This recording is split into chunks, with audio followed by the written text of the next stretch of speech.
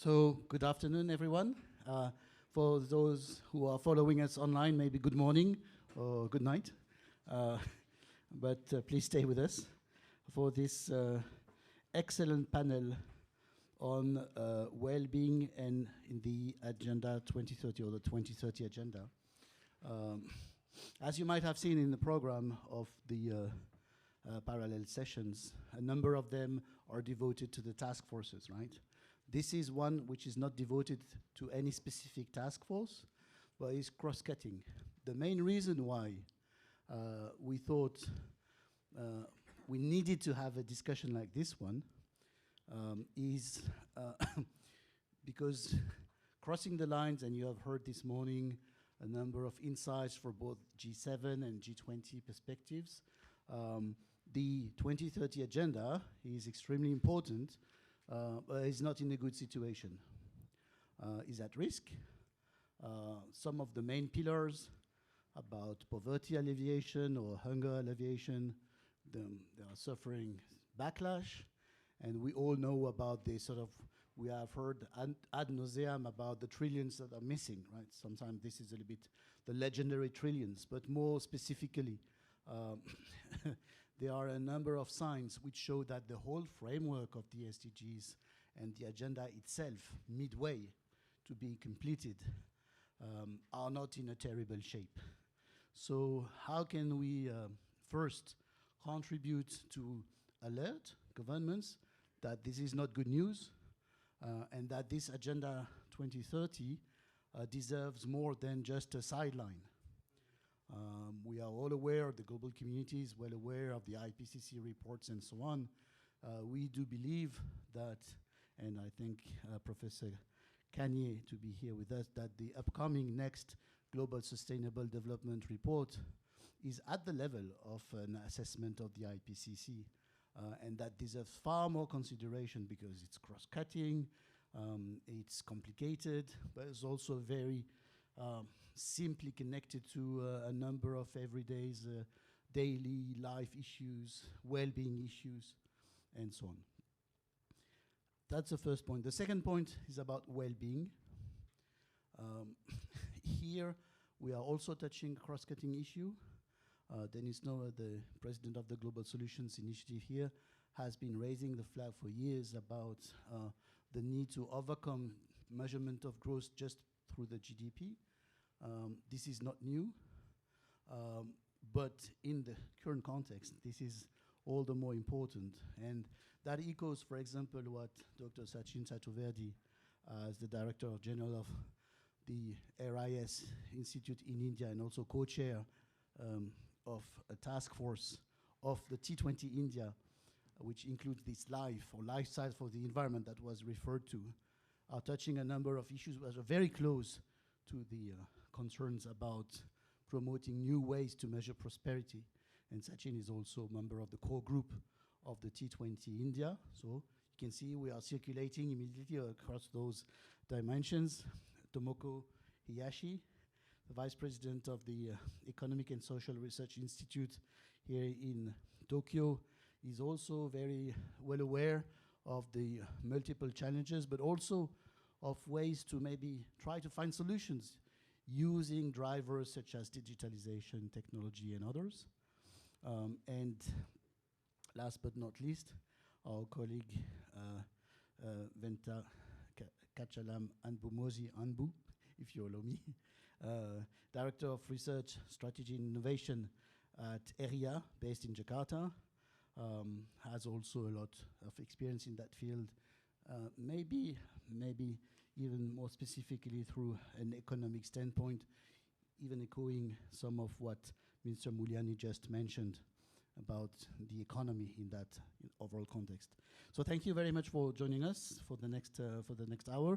I will pass it on to Professor Norishika Kanye, professor at the Graduate School of Media and Governance, Faculty of Environment and Information Studies, Keio University, but also in his capacity of a member of the independent panel of scientists appointed by the Secretary General of the United Nations precisely to drive the second triennial report on the 2030 agenda and the SDGs to help us understand where we are.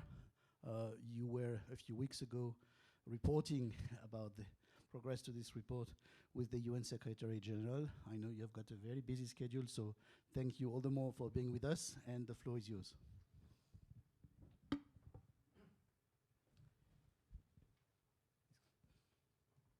Thank you, Nicola, for your very kind introduction, and also thank you very much for inviting me to this important session. I'm very pleased to be here and talk about GSDL 2023. So as Nicola mentioned earlier, I put very small pictures of my colleagues from around the world. We are 15 members of what they call independent group of scientists who prepare Global Sustainable Development Report 2023. The former one was published 4 years ago, 2019. But at that time, SDG was just started, and implementation of the SDG hasn't been so much studied yet in many countries. So rather than giving in a deep analysis on what's going on in the world, it provides us the framework of analysis and also where we were at 2019. Now, our task is much bigger because the current world situation is not really promising to achieve the Sustainable Development Goals by 2030. And our focus has been on transformation that is required for achieving the SDGs. So here is one chart that we are presenting in this upcoming GSDL to be released in this September, but I have asked and I'm allowed to show this in front of you today. So this is a kind of transformation pathways that we learned from different kind of literature throughout the world. Of course, there are also pathways that are not necessarily following this path, but we realize that we can generalize this as a typical model for transformation. So as you see in the green line, transformation started with emergent phase.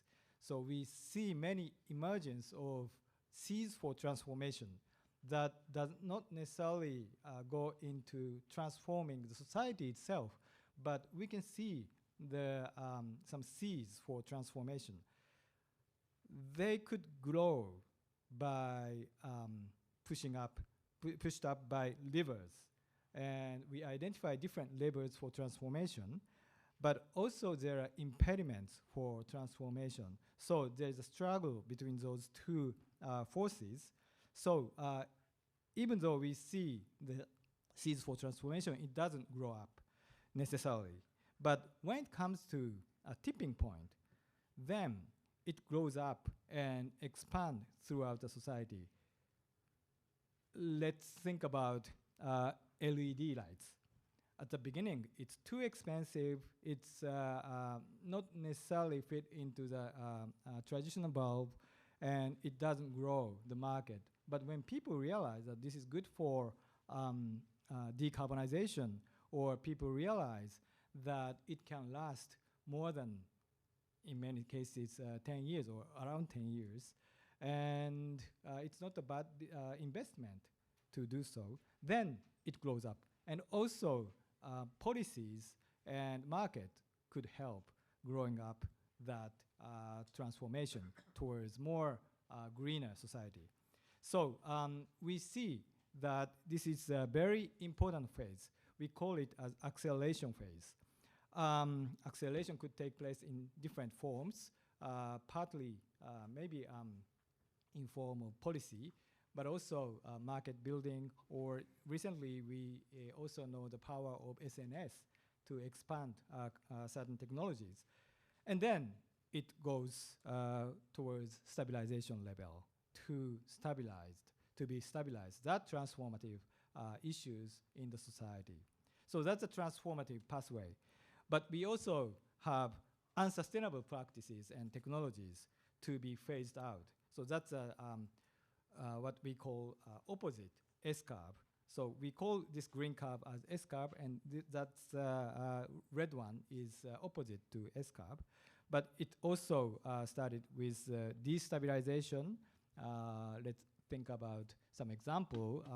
There could be some examples, but also we can think of coal-fired power plants, for example. So it started with destabilization. Here we can also see levers and impediments towards more transformative pathways. And when it comes to a tipping point, then subsidies, for example, if it is changed, then it can go towards acceleration and finally phase out. So this is a kind of model that we rely on in this GSDR 2023, and we encourage people to think about transformative pathways, transformation pathways, and take actions to create emergence as well as acceleration and stabilization. The current situation about the SDGs, it's halfway to 2030, and many goals and targets are going negative. There are some positive trends, and we also see that goals actually matters in some parts of the world. But also, we have to see that slowing down the trend or even reversal progress in some goals and targets. And future prospects are not so positive. That is also shown in different reports, including the annual report provided by the Secretary General. So we are calling action towards more sustainable transformation, sustainability transformation. And that pathway, transformation pathway, doesn't have to be occur simultaneously, but it is quite important for the society to create that sort of pathway in different goals.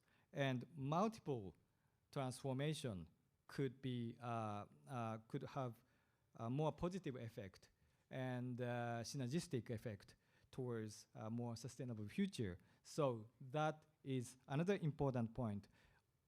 Not only creating one pathway towards transformation in one goal, but we need multiple pathways. And we have complex society. That means that we can also think about synergies among the goals. Finally, I would like to mention the process ahead. This year, Japan hosts G7 summit in Hiroshima, and that's why we have this meeting here. Next time, Japan take the host in 2030. So we actually are in a very important role here. Now we are halfway toward 2030. And next time when Japan hosts G7 summit, it's 2030 when SDG must be met. So we have to take actions, and we have to think about action plan for the future. And action plan actually requires think about how to make transformation and knowledge. So I hope this session will help that exercise. Thank you. Thank you. Thank you.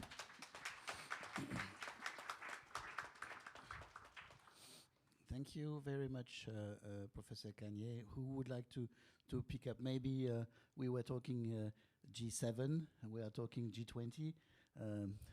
Sachin, with your experience, but also a number of achievements, including the issuing of the so-called Bhopal Declaration, where you were crossing the lines between different dimensions, a little bit like what was just shown.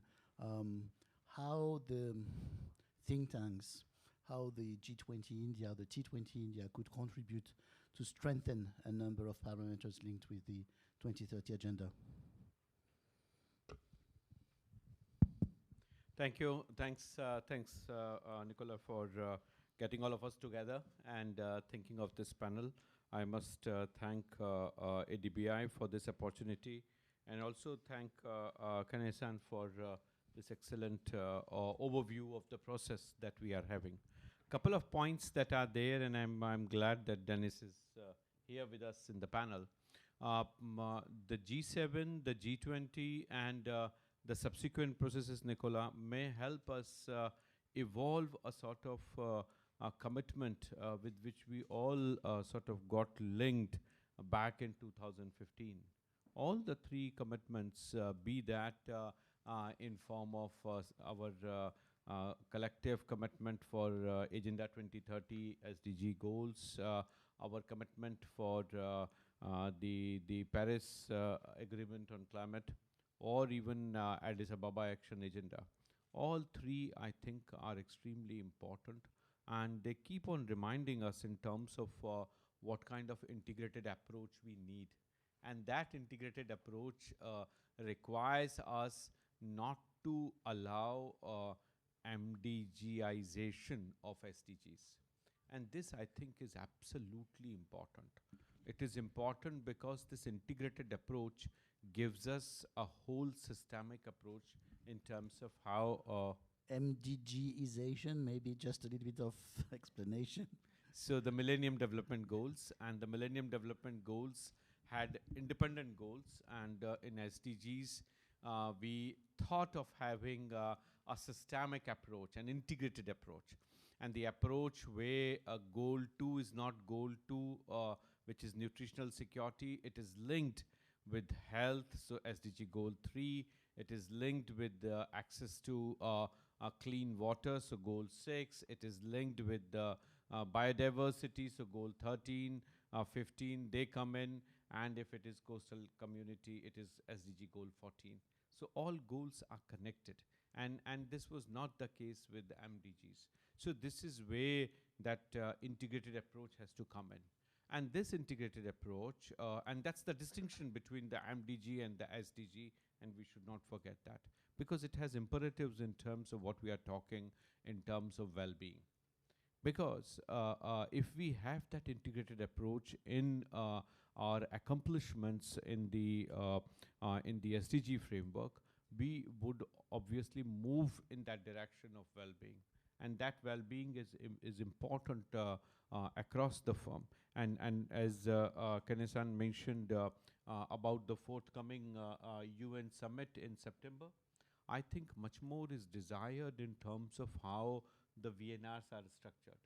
And at my institute, we have analyzed last 2 cycles of VNRs. Each country has presented VNRs for 2, some have done for 3, even 4 for very few countries.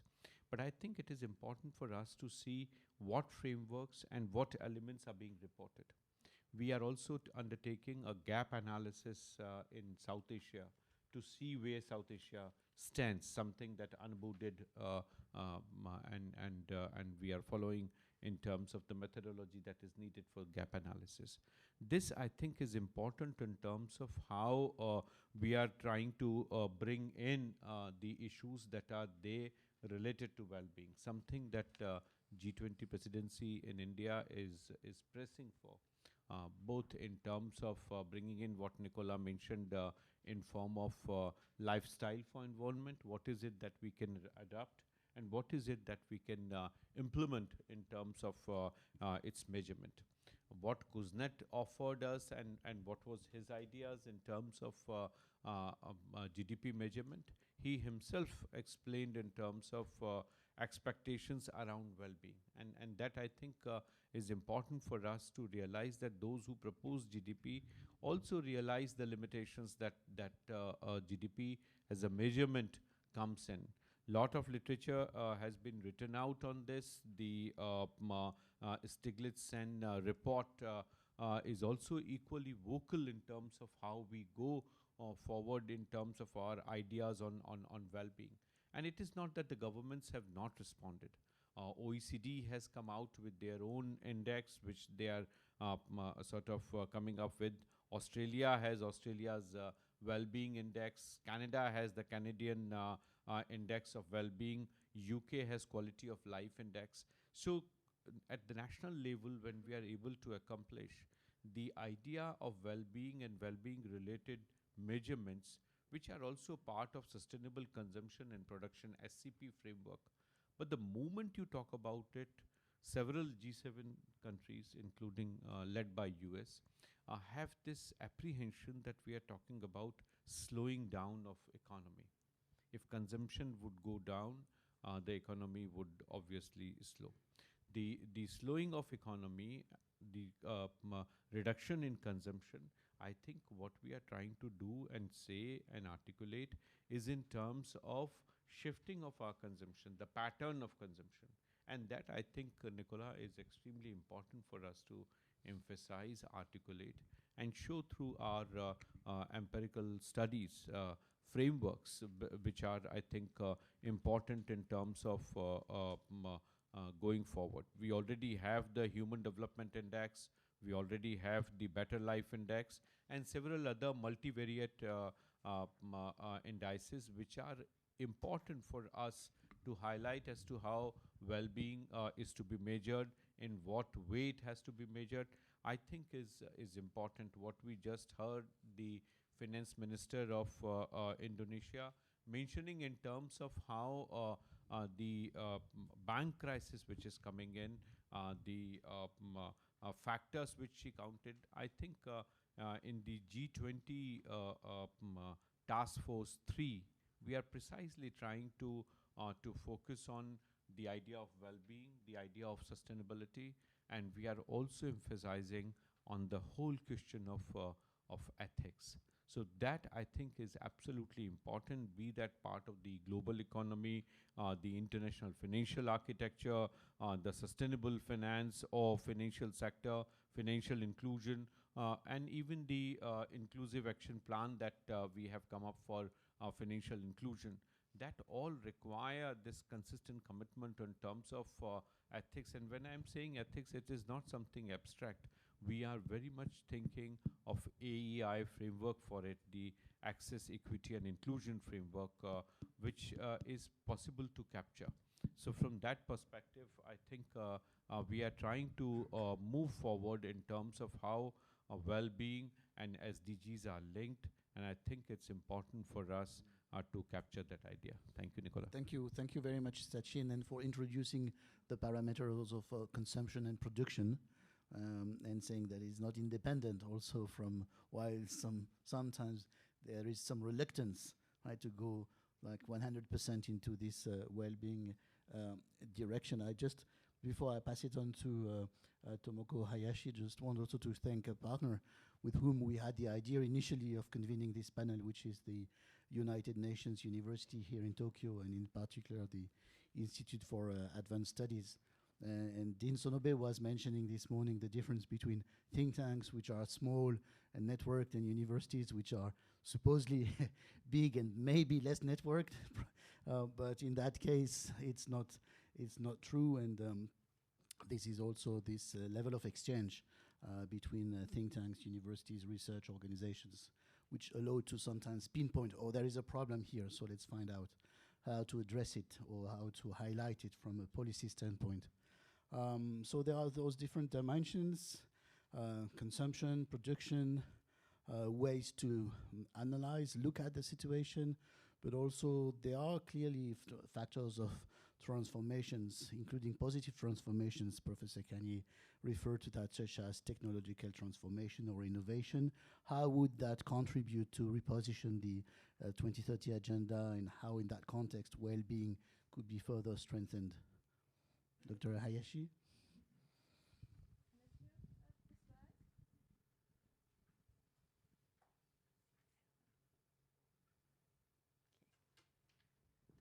Thank you, Nicola. Yeah.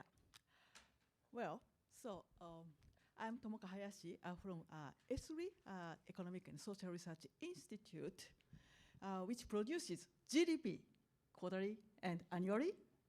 At the same time, it has a research unit on well-being beyond GDP. So as we recognize the limitation of GDP, because we are making GDP, so I'm deeply interested in the GDP and beyond GDP. Okay.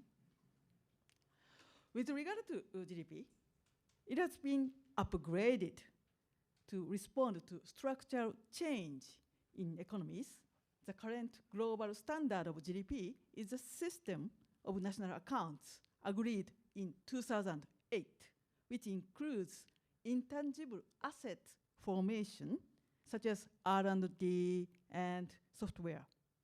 Now, the experts in the world gather and have heated debate to create a new SNA standard to incorporate digitalization. But of course, GDP has a limit to capture all the aspects of well-being of the people.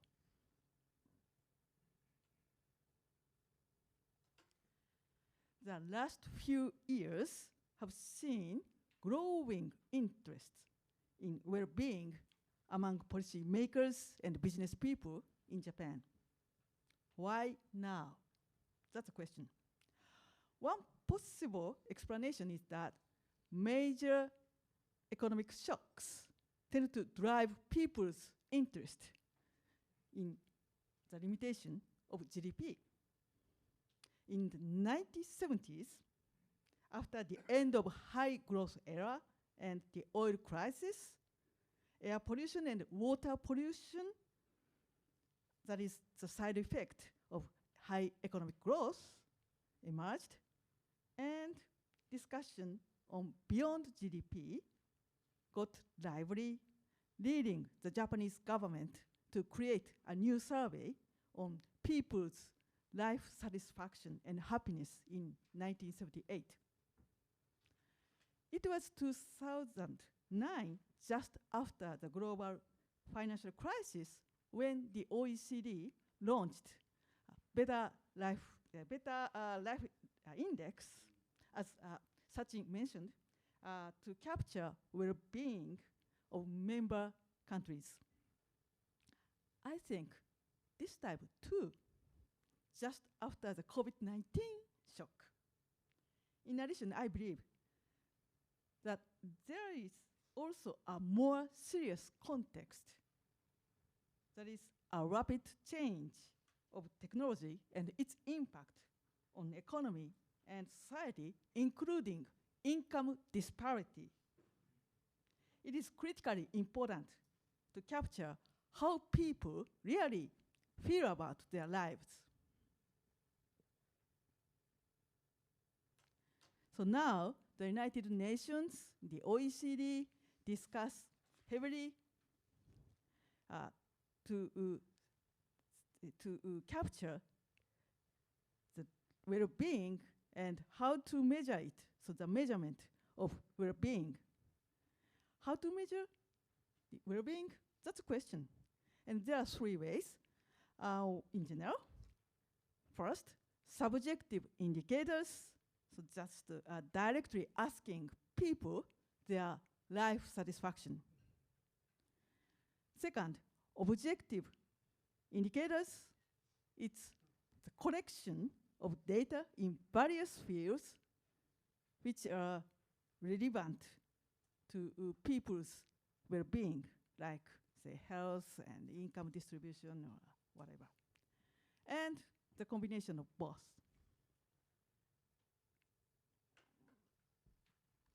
The Cabinet Office of the Japanese government started surveys asking 10,000 people to score their life satisfaction and satisfaction in specific areas. We also analyzed the correlation of these domains in specific areas and total life satisfaction. Let me show you some examples of this data set. The well-being dropped during the pandemic, in particular in large cities, and then recovered. Another example shows the number of SNS contacts is not correlated to life satisfaction. That means increase in SNS contact doesn't make you happy. We should accelerate data accumulation and encourage research using this data set. I strongly hope studying on well-being based on data will flourish and contribute to policy discussion for enhancing better well-being of the people. Thank you.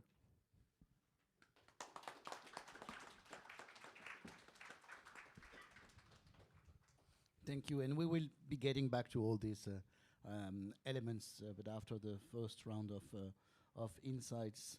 And Dennis, I'm sure this must be music to your ears somehow, because you have been a tireless advocate of continuing to reform measurements of growth after there was this analysis of a decoupling between growth, economic growth on the one hand, and effective prosperity of the people on the other hand.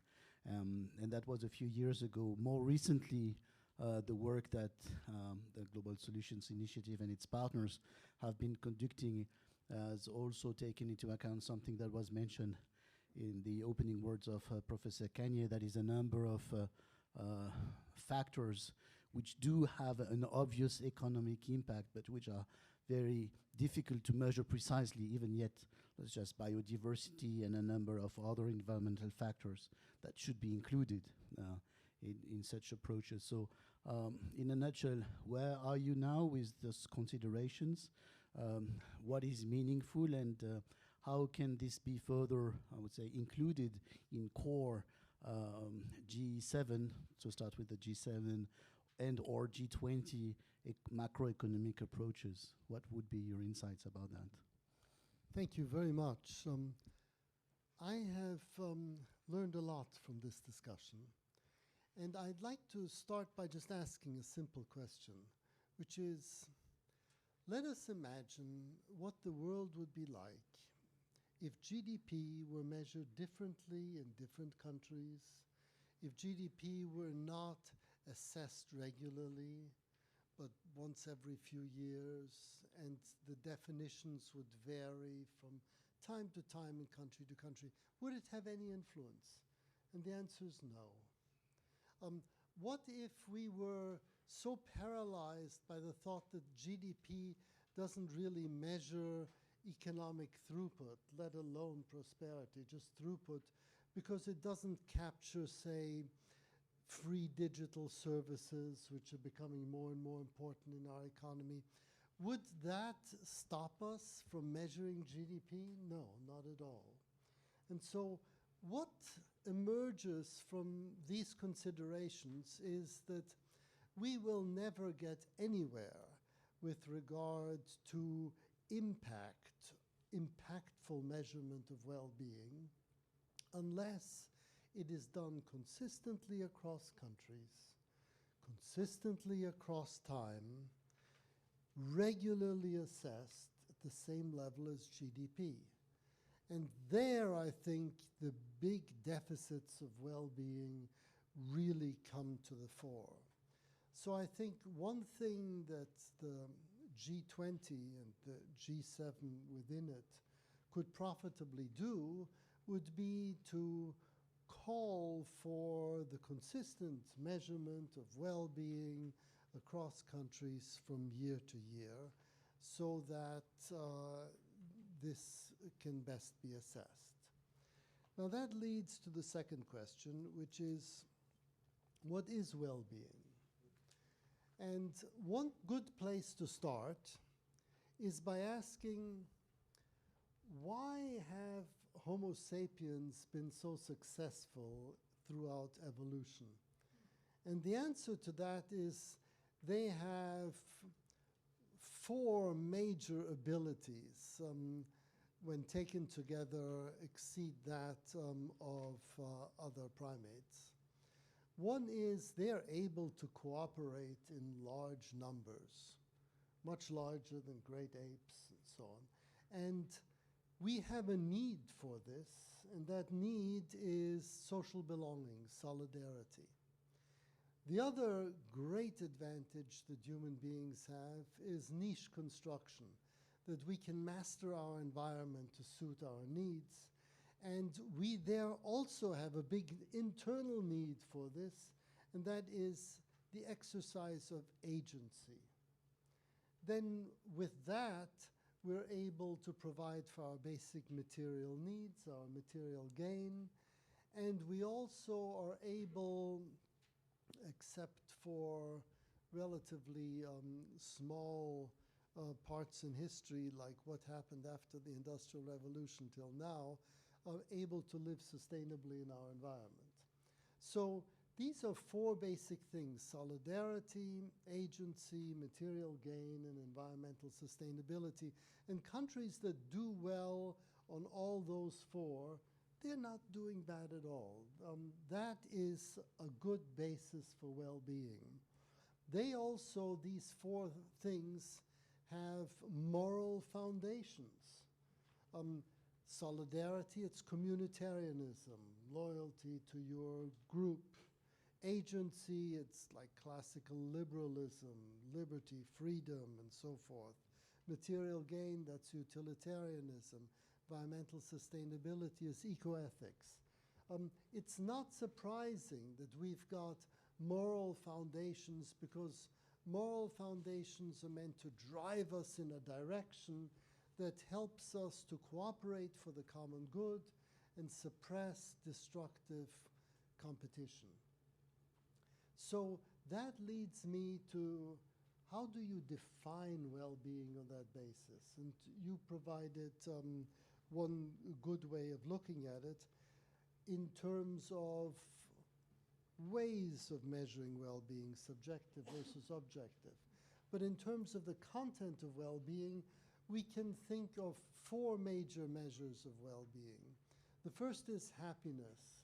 You ask people, how happy are you, on a score of 1 to 3 or 1 to 10? The second is, and that depends very much on your mood, it can change from day to day and so on. The second is what you have emphasized, life satisfaction. How satisfied are you with your life? The third is eudaimonic happiness, which is how much meaning or purpose do you find in your life? How much positive psychology has a lot to say about that. What I'm talking about here is a fourth, which is the well-being that you get from living in accord with your moral values. And if these moral values really drive you to something that has made human beings successful, that's something to be taken very seriously. Now, the SDGs can be considered as inputs into SAGE, solidarity, agency, material gain, environmental sustainability, in different ways. And just like we can look at the distribution of income, we can look at the distribution of solidarity, the distribution of agency. The team that we've assembled in Global Solutions, the New Institute, has done this for 169 countries for 2 decades. And we find that these 4 measures, they lead independent lives.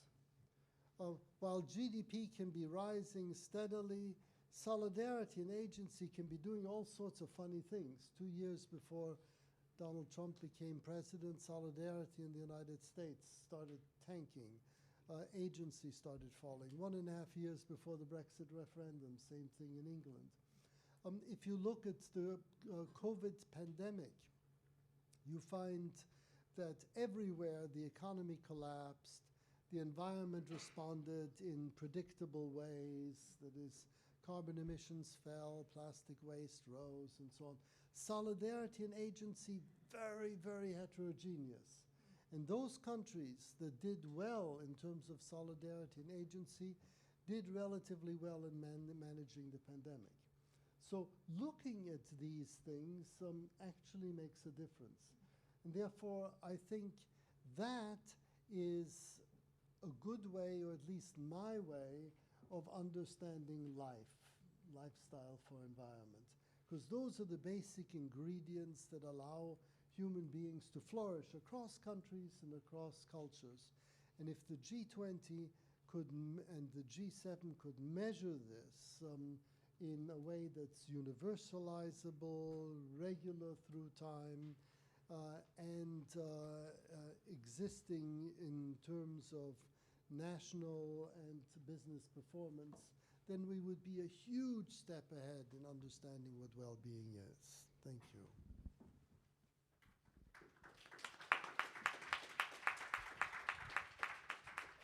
And just before we conclude this first part of our discussion, a quick question about the experience last year with the G7 Germany, right?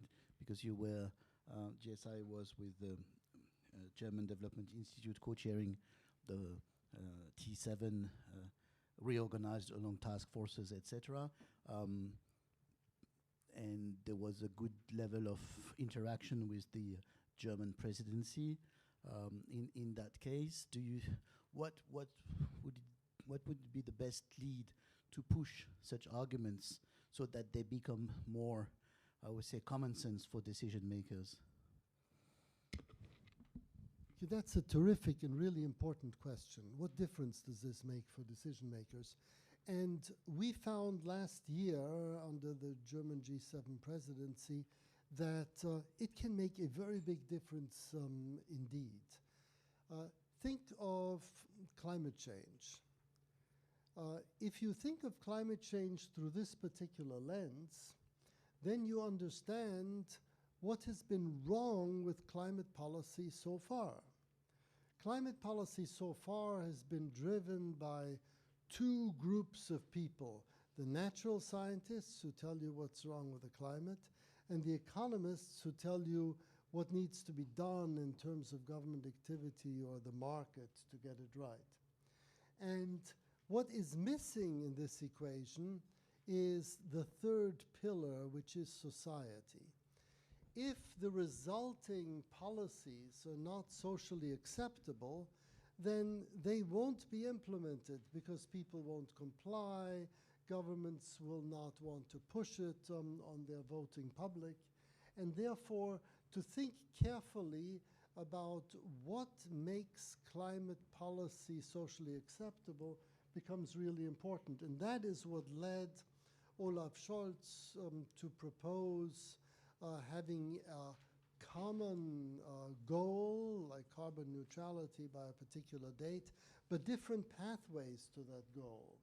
For developed and developing countries to negotiate what support can be given so that everyone can have the same level of ambition, and how to protect those who have agreed to these ambitious goals from unfair competition from those who've not agreed. Now, that in different form is being taken up by India, and hopefully will continue be taken up. And that, I believe, provides new hope for climate policy, because now we're likely to get climate policies that actually people will want to comply with, rather than like the Gilets jaunes to go out into the street and demonstrate against it. Thank you very much, Dennis. Anbu, from your perspective, especially Southeast Asian perspective, but also your insights and knowledge about the organization of the economy, the role of MSMEs, etc. What would be first your feedback on the very rich series of insights that were shared, but also your views on how to strengthen the delivery of the SDGs, especially by focusing on this question of well-being? The floor is yours. Okay, thank you, Nicholas, and also thank you, ADBI, and for organizing this panel. And it is also my privilege to be the last speaker. The difficulty of the last speaker is, one is they need to agree. I need to agree for all it is said by my intellectual gurus. At the same time, I need to say something different. So I agree with Kanye-san, and I think we also did the work on these SDGs and after the COVID and thanks to Sachin's support and we found all these 16 economies, ASEAN plus 16, will be failing to reach the targets in all SDGs except one, that is a health, and will be reaching, and so we need to accelerate, and this acceleration could be coming from the regional cooperation, founding, basically building upon this accelerator framework of regional cooperation, where the countries are already decided to work together. And for example, in ASEAN, we have the ASEAN Economic Community Framework and the social community, and this could be need to be integrated. And I also agree that is we need better measures, better instruments to measure the total well-being. And my point here is rather than the measuring and how we can achieve this well-being. And I agree with Hayashi-san, and when we are saying the well-being, there are two components. One is the objective, and that could be the employment generation and economic growth. There is a spillover effect that will go into this well-being. And the second is the subjective, that is the quality of the standard. There is a clean air and clean water and your health and how you are providing. And this is about improving your basic human needs. And so if you combine together, and who can deliver this? I strongly believe it is the micro and the small and medium enterprises. These MSMEs are the very much integrated into the socio-economic framework of the communities, and as well as all the contribute for the economy. And if you look into this, what happened during the COVID and after the COVID in the last 1.5 years, I think one estimate say that is the 30% of new employment generations in G7 countries are coming from SMEs. And it is a fact, and I think most of them are coming from the application of digital technologies and as well as the service industries. If you look back, this is G7, non-G7 within the G20, and some countries have nearly 80% of the employment as coming from the SMEs. And they are in the labor-intensive sectors, like agriculture, textiles, and then this manufacturing. And so they are very much contributing for it. For one is that is objective well-being. And the second well-being that is coming, I think I coming from Dennis, and you mentioned about the equity or the moral values. And here we find SMEs is the kind of where you have the high social capital. Social capital, it's a kind of a binding relationship within them to achieve the common targets. It could be an environment, or it could be a kind of a social integrity, or it could be further economic also. That is, the social capital is very high. Having said that, it has the potential, and somehow I think it has been missed in the policy papers and also the current thinking, and how these SMEs could be leveraged for the SDGs. And if you look into this SDG 1, that is a poverty reduction, and SDG 6, clean water, and then innovation and experimentation, the SDG 9, and these are very much within the domain of the MSMEs. But they are constrained, and this SMEs, though it has the kind of a potential, this has been often missed, and they do have the constraints. Basically, there are 3 domains where I think they have the limited capacity.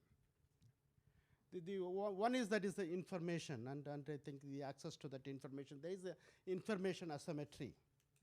This information asymmetry within the SMEs and the outside of the economy.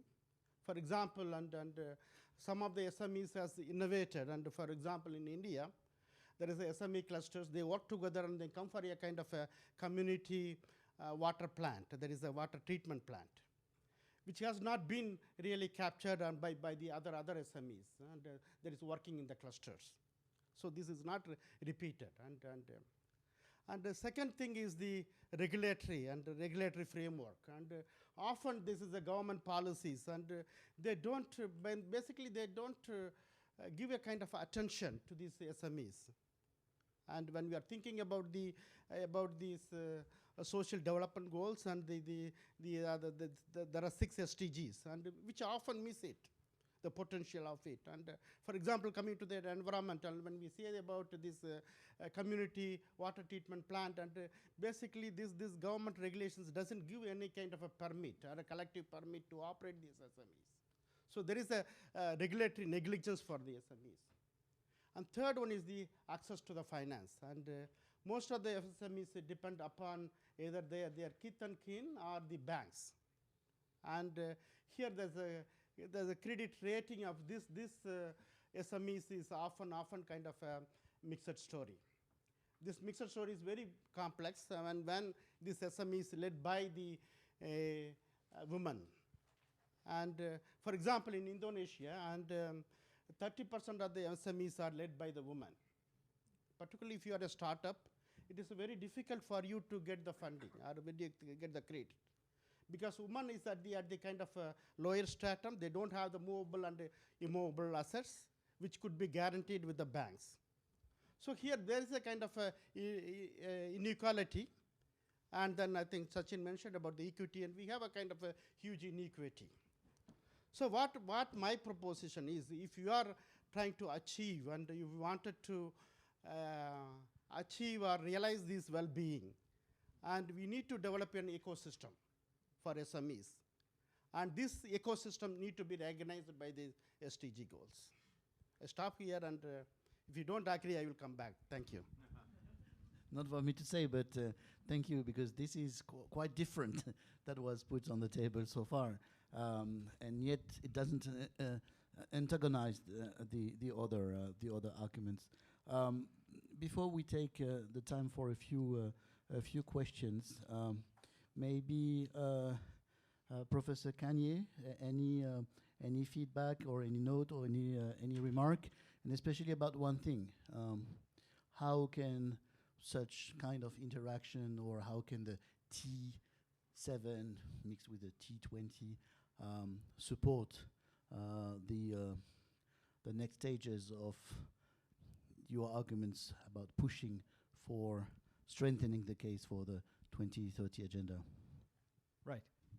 Thank you very much. Thank you very much for quite rich information and discussion. I think I was thinking of 2 things. One is about beyond the GDP discussion. Earlier this year, the President of General Assembly, Ambassador Chabakoloshi, visited Japan. He was also the one who created SDGs as the chair of Open Working Group in 2013 and 2014. So he actually was the one who chaired the discussion on formulating these 17 goals and 169 targets. He talked a lot this year about beyond GDP and necessity for that, partly because we are in a very, very difficult time, and this SDG summit and the future summit next year may be an opportunity to revisit GDP and think over the next what coming next as beyond GDP. So in that context, I think think tanks and university as well has a very big stake to take, and to proceed further study and discuss about what this new indicator should be. Of course, in Japan, well-being discussion has been out there for some time. But when we look back, when the SDG was made, we talked a lot about planetary well-being and human well-being. So both 2 kinds of well-being are important. But we didn't talk much about indicators. So that is one space for the think tanks to tap into. And another thing was that when we were discussing GSDR, this is not going to be an endpoint. It's not like IPCC report. It's considered to be assessment of assessment. So in that sense, it's similar to assessment report. But given our capacity and also the budget we have for doing this work, it's very, very limited. And we are only 15 people. So what we can do is quite limited. So we actually, one of the proposals that we make is to expand the community to be like IPCC, to get more knowledge about sustainability, because we are dealing with many, many issues, and they are interconnected, and it's complicated. So dealing with complex issues requires more resources. So that's another space for think tanks and universities to take part in. Also, what we discussed is that because it's not the end point, releasing this report is not end point, actions are necessary. Actions are necessary for actually transforming the world, transforming our society. So we're currently discussing how we can promote the ideas included in the report to be used in the society after releasing this report. Well, there are some ideas emerging, but this is another, I think, issue that this T7 can lead towards more sustainable society. Yeah, thank you. It's very, very, very interesting also to see emerging a potential positive linkage between how to strengthen the 2030 agenda and how to continue to deepen the expertise of beyond GDP measurement with the up-to-date material that you brought up. And I think this might also connect with a proposal that the T7 Japan is working on, and that will be further discussed tomorrow, about a dashboard, G7, G20 dashboard, to measure not just if any pledge was implemented, but the impact of a major decision of major critical decisions in the G7 or in the G20. So we have a few minutes left. Let's take some remarks or some questions. Please, yes, there is a mic which is circulating. Please introduce yourself. And be very brief. All right, thank you. My name is Sunita Subramanian. I'm a research fellow with the United Nations Universities. Thank you first for this panel and for the very interesting perspectives that were put forth. Thank you, Nicola, for bringing in the biodiversity angle there. That's something that I work on, but it's also, you mentioned that there are intangibles like biodiversity and getting captured. But one of the things that we've noticed in the work we do is that that sector, the whole environment sector, and I'm not talking about climate here, but the environment sector is where a lot of these issues actually are much more evident. People see it because the conflicts are much more evident. They're visible, right? But the actions that need to be taken have to be taken where the other types of policy making are made. So the jurisdiction is very different. And the point that actually Professor Kanye was making about having these pathways, envisioning the future where we want to head to, and these multiple pathways that we have, in that I think it's very important. So IBES came up with a report which said, like, depending on the pathway, we may reach, so it's going back, looking at are we going to achieve SDGs, but it also has an implication to what happens to nature and the contributions from nature. And that is very much colored by what pathways we choose, and they shouldn't conflict. So what Dr. Chaturvedi mentioned is like food shouldn't have an impact on health and all of that stuff. So it's not a question really, But the point you were making about how are we going to make this a more nested approach so that multiple stakeholders' priorities can be brought together in a decision-making context is something that I wonder how that will be factored in these macro planning So processes. that first point, thank you very much. Yes, here on the, yeah, in the front before, yeah, please. Thank you very much. My name is Kazuo Matsushita. I serve as a co-chair of Task Force 2 on well-being, environmental sustainability, and just transition. I have just one question. I am interested in GNH, Gross National Happiness of Bhutan. Actually, Bhutan regards GNH is more important than GDP, and they use GNH as a sort of indicator or as a tool to make policy decisions. So I wonder, what is the sort of evaluation of GNH in Bhutan, if you are familiar with, in the context of formulating indicator for well-being? Thank you very much. Thank you very much. Happiness and its measurement in Bhutan. Yes, there was another remark on the back. Please. So good afternoon. My name is Lorena Gomez. I'm from Colombia. I'm a master's student at the United Nations University here in Tokyo. And my question has to do with what you addressed as the definition of well-being. Because I would say, who created that definition? What matters and to whom?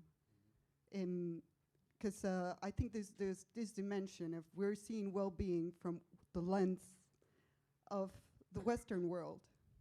And that has to do with the previous question of Bhutan. So my question is, how can we create a recognition space in which we sit thought leaders from around the world, from different cultures, and gather their ideas on what well-being is, on what the future should look like, because we're also imposing an idea of the future, and then what actual transformation do we need? Because there might be different ideas on what needs to be transformed.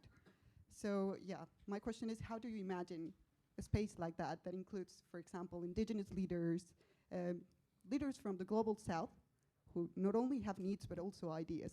Thank you. Thank you so much. So we have three, basically, I'm simplifying, but three items. The question of biodiversity, environment, analysis in those fields, but when it comes to policy making, it's not the same issue. The question of happiness as a whole measurement, and the different perspectives to define. So let's not answer all three questions, all of us, but also as final sets of remarks. Anyone on any of the topic who would like to start? Maybe Anbu or Sachin, maybe? Anbu?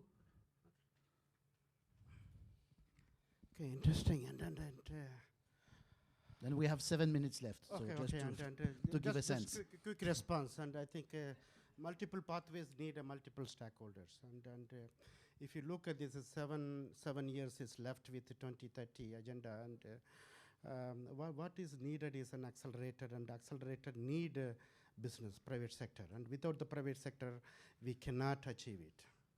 Second thing is often missing is the local governments.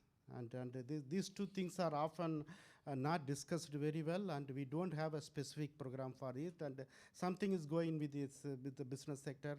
But again, mentioned business sector is not a monolithic.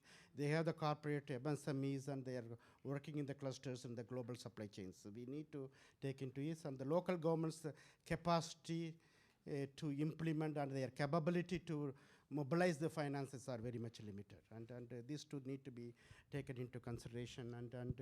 And the gross national happiness and Sensei, and it is a very complex story, and something is philosophical, something is practical, and something is implementable. And but what is the basic?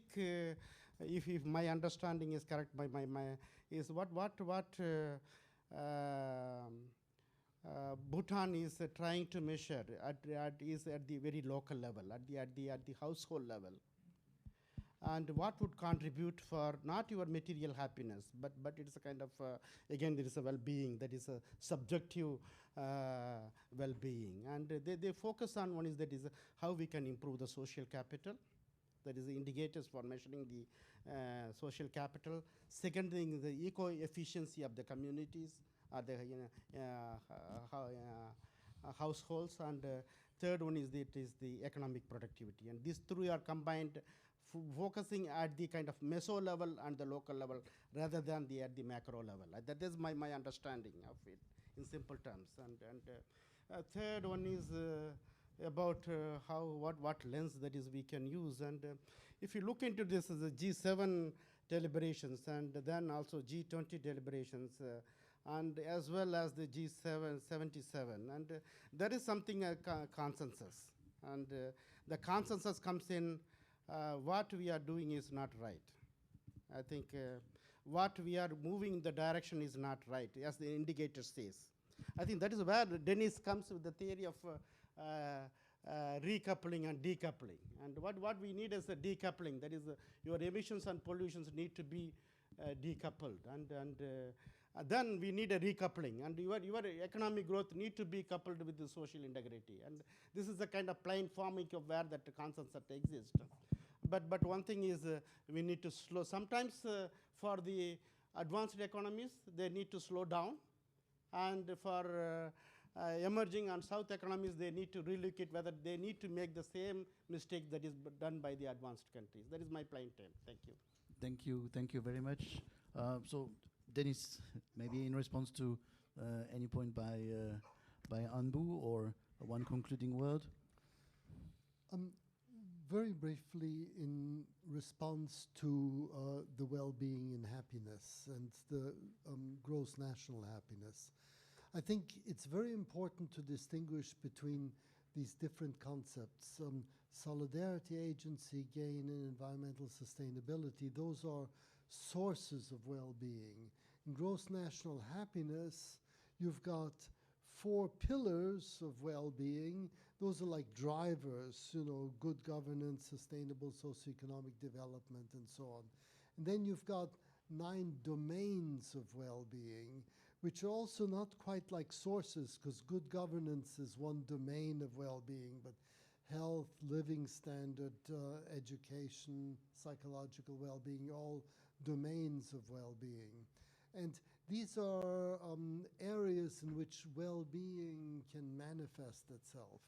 So the question is really, what is it that we want to measure? Where does it manifest itself? What are the sources of well-being? What are the drivers of well-being? And I think all of these things are important, but we should really keep them apart. Sachin, in the context of where to go, there will be a T20 summit, there will be a G20 summit. How can we convene strong arguments while we see everything is still in the making? No, I think this is an excellent initiative from G7, T7, thanks to Dean Sunabe-san. We are trying to build up further on what was initiated by Germany to have closer dialogue between T7 and T20. And this, I think, if we identify the areas, it can't happen in one presidency, but I think as we build up to with Brazil and South Africa, we have to go in that direction. That's the future. And that's where the current constraints may come up, because GDP we have been using for almost a century now. So that requires lot of clarity, lot of onboarding of several institutions, ideas, some adaptations which are being made by different countries. I think it would require a very, very coherent, consistent, robust approach to get everyone on board. Thank you so much. Tomoko Hayashi, maybe for the final word of the discussion. Thank you. Yeah, just let me brief. So responding to the question about national happiness, gross national happiness of Bhutan, and definition of well-being. Yeah, they are really closely related issue. And first of all, this is related to the issue of the measurement, so objective or subjective. That's one thing. And in addition to that, it's closely related to the value of the society. And so what is important in your society? And I'd like to put great emphasis on the common value which G7 countries share. That is democracy and rule of law. So in this regard, we should look at closely the relationship between, say, each domain's indicators of happiness or satisfaction and democracy or the stability of the society or rule of law, these kind of things. And in the current situation of rapid technological progress, like digitalization, it is also important to closely look at the impact of digitalization on economic change of economic structure and dramatic change of society and income disparity. That is perhaps one of the important part of focus. So I'd like to put great emphasis on this issue when we look at well-being in the society, because it is closely related to democracy. When we look back to the tragic history of late 19th century and 20th century. Thank you. Thank you very much. And that's also echoes what Sachin was mentioning, that we will probably need a little bit of dedication and time, right, to have this massive ship of the GDP turn towards another direction. I hope, Professor Kanye, you heard a lot of stimulating ideas, and that this session, alongside the rest of the discussion here, will provide the ground for extended exchanges ahead of the next stages of issuing the report. So again, thank you very much, and thank you very much. I think a warm round of applause for our panelists.